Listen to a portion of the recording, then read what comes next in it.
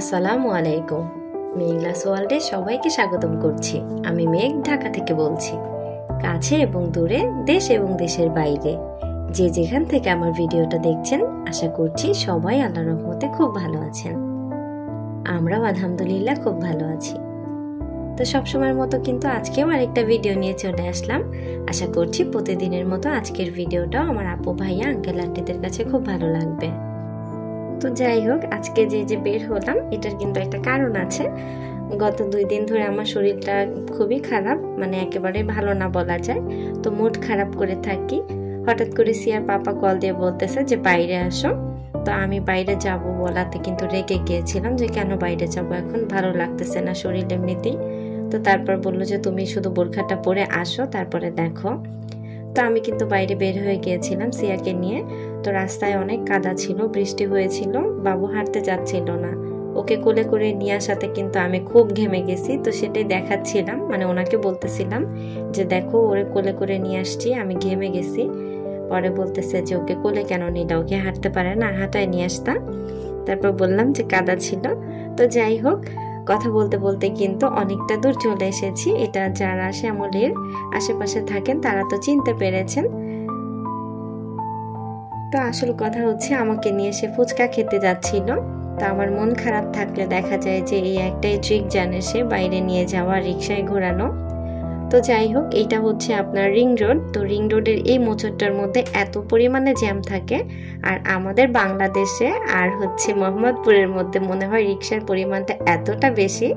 আর রিক্সা তো বলা যায় না, এগুলা হচ্ছে অটো রিক্সা।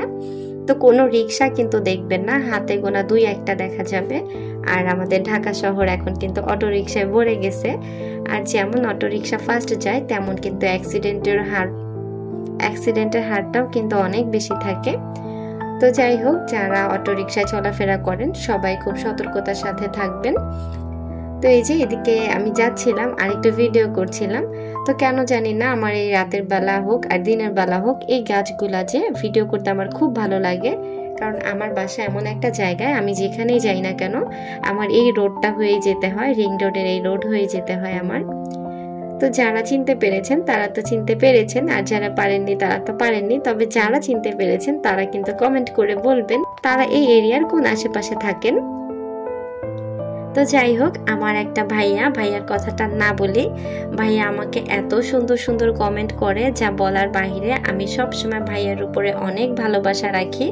ভাইয়া সবসময় আমাকে খুব সম্মান করে, আর অনেক ভালোবাসা স্নেহ থেকে ভাইয়া কিছু কমেন্ট করে। আর কমেন্টের ধরনগুলো দেখলে এতটা মায়া লাগে, আর কি বলবো, মানে খুব সুন্দর করে কমেন্ট করে। আমার প্রত্যেকটা আপু আমাকে খুব সুন্দর সুন্দর কমেন্ট করে, এটা দেখে আমি আরও বেশি ইন্সপায়ার হই ভিডিও করার ক্ষেত্রে।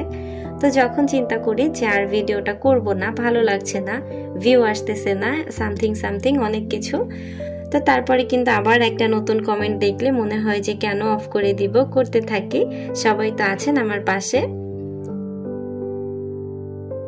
তো এই যে কথা বলতে বলতে কিন্তু চলে আসছি। আর আমি রেগুলার ফুচকাটা খাই টোকিওর সামনে থেকে। তো টোকিওর সামনে যে ফুড কোর্টগুলো, ওদের কিন্তু খাবারের মান খুবই ভালো। আমরা যারা আছি, আমার মতন ছোট লোক ফকির নেই, তারা কিন্তু এখানে খেতে পারবেন। খুব অল্প দামে অনেক ভালো মানের খাবার পাওয়া যায়। তা আমার কিন্তু দই ফুচকাটা খুব পছন্দ। আমার আপু ভাইয়ারা তো জানেন, যারা আমার সাথে অনেক আগে থেকে আছেন, যে আমি বাইরে আসলেই একটা খাবারই খাই, আদারওয়াইজ কিছু খাই না। তো এখানে সিয়াকে বলছিলাম যে বলো তো আমরা কোথায় এসেছি আর কেন এসেছি। ও বলছিল যে আমরা তো খেতে এসেছি, তুমি তো ফুচকা খেতে এসেছো। তো ফুচকা খাওয়ার পরে বের হয়ে যাচ্ছিলাম, তখন আবার আপনাদের ভাইয়া বলছিল যে মোমো খাবা। তা আমি তো কখনো মোমো খাইনি। আসলে কথাটা অন্যরকম লাগতে পারে সবার কাছে, যে এখনো পর্যন্ত মোমো না খাওয়া কোনো মানুষ আছে কিনা। তবে সত্যি কথা, আমি কিন্তু এর আগে কখনো খাইনি, এটা আমার ফার্স্ট টাইম ছিল। তো সিয়ার পাপার অনেক জোরাজোরির পরে খাচ্ছিলাম। সে কিন্তু অনেক জোর করেছে যে একটা খেয়ে দেখো, যদি ভালো না লাগে খেতে হবে না। তো তার কথাই কিন্তু আমি খাচ্ছিলাম, মানে সেই খাইয়ে দিচ্ছিল। তো প্রথমবার খাওয়ার পরে আমাকে জিজ্ঞেস করছে যে বলো তো কেমন হয়েছে। তো আমি বলবো না হাসবো বুঝতে পারছিলাম না। তো যাই হোক, অবশেষে কিন্তু বলেছি যে ভালোই হয়েছে। আর আসলেও আমি ফার্স্ট টাইম খেয়েছি, আমার কাছে খুবই ভালো লেগেছিল।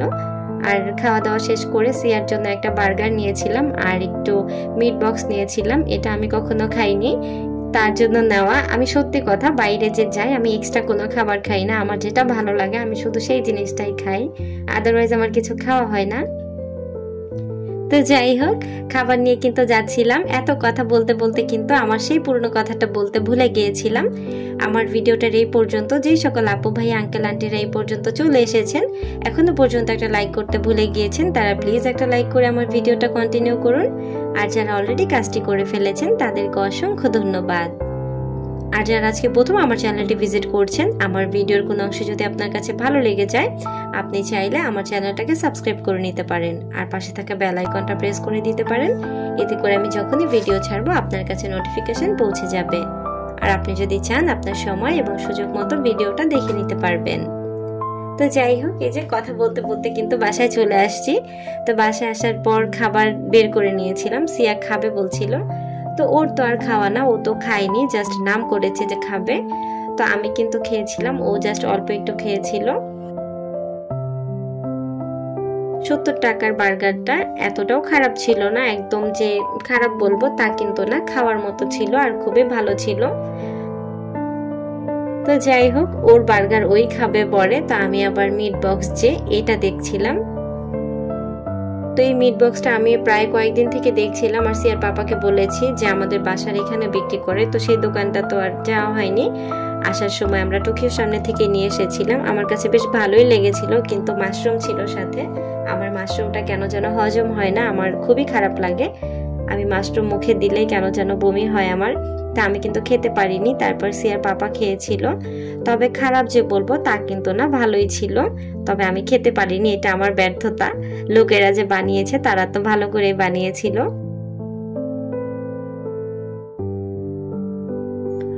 মানুষকে ভালোবাসার জন্য যেমন মানুষ থাকে, মানুষকে ঘৃণা করার জন্য কিন্তু মানুষ থাকে। তো আমাকে যেমন অনেকে ভালোবাসে, তেমন কিন্তু অনেকে আছে ঘৃণা করে, যারা আমাকে অপছন্দ করে। তো তাদের উদ্দেশ্য করে আমি বলছি, তোমাদের খারাপ লাগা দিয়ে আমার কিচ্ছু যায় আসে না। তোমরা কে কি ভাবলা, কে কি বললা, আমার কিচ্ছু যায় আসে না। তোমরা তোমাদের মতো বলতে থাকো, আমি আমার মতো সামনে আগায় যাবো ইনশাআল্লাহ। তো যাই হোক, একটা কথা আছে, যার যতই জ্বলবে তাতেই আমার চলবে। তো যাই হোক, রাতে কিন্তু খাবার দাবার খেয়ে নিয়েছিলাম। তারপরে এই যে 2টা বাজে, আমার হালকা ক্ষুধা লেগেছিল, তখন সিয়ার পাপা আবার একটু আম কেটে দিয়েছিল, তো আমি আবার তখন খাচ্ছিলাম আর টাইমটাও আপনাদেরকে দেখাচ্ছিলাম। তো যাই হোক, আজকের ভিডিওটা এই পর্যন্ত। সকলের সুস্বাস্থ্য কামনা করে আজকের ভিডিওটা এখানেই শেষ করছি। সবাই ভালো থাকবেন, সুস্থ থাকবেন। আল্লাহ হাফেজ, আসসালামু আলাইকুম। আর যাদের আমার ভিডিওটা ভালো লাগবে তারা আমার চ্যানেলটার সাথে থেকে যেতে পারেন।